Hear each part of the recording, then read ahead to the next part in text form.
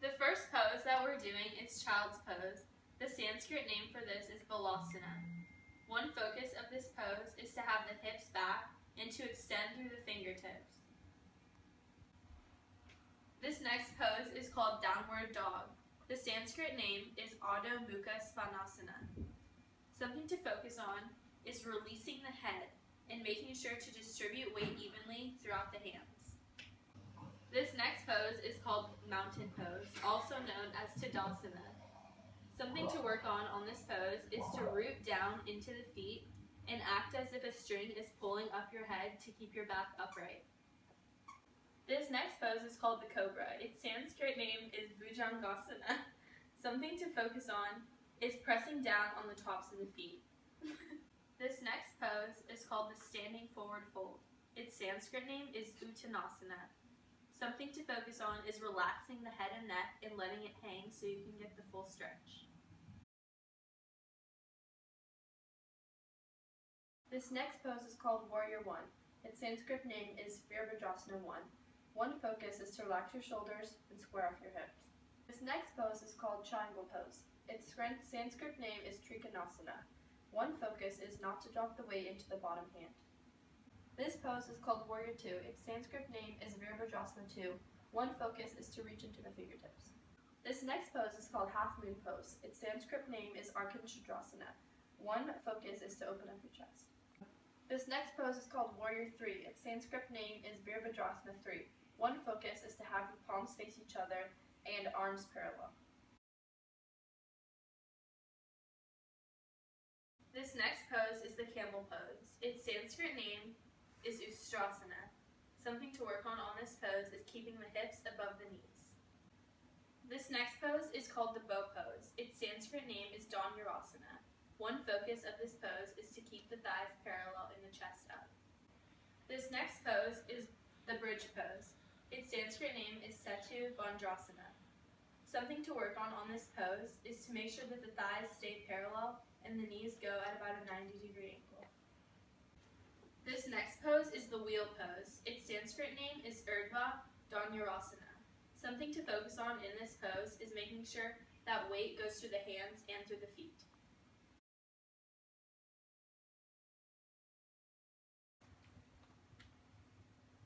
This pose is upward dog. One of the focuses is to keep the arms parallel and keep the tops of the feet pressing down to the ground. This next pose is called Shavasana. In this pose, one focus is to let your palms face up and let your feet splay out. This pose is called Utkatasana.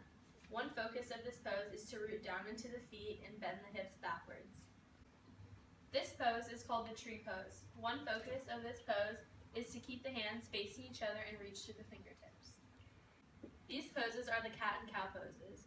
This first one is the cat pose. One focus is to release the head and to hollow out through the back.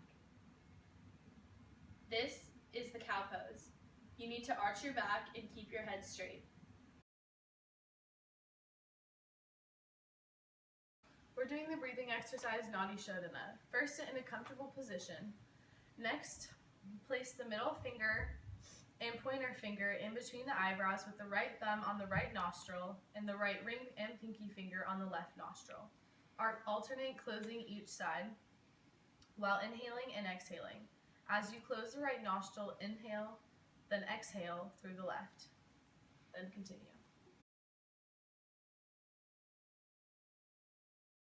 Kundalini is the primal energy located at the base of the spine. This is known as a spiritual awakening, which leads to spiritual enlightenment.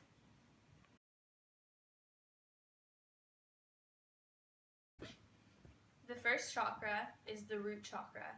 It is known as Muladhara.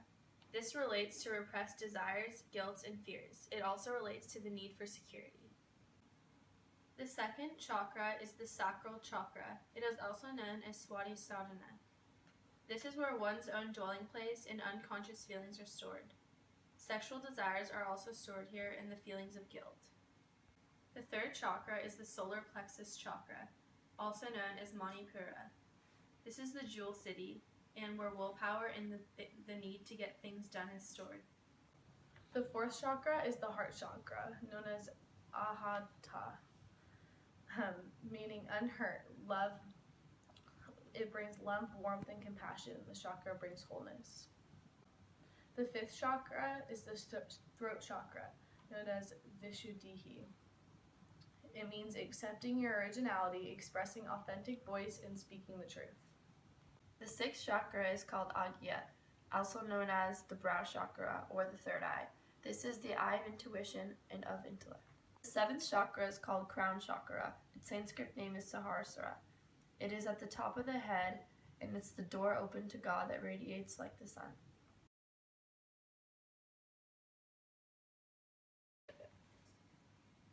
Jnana Yoga is a path of knowledge, wisdom, introspection, and contemplation.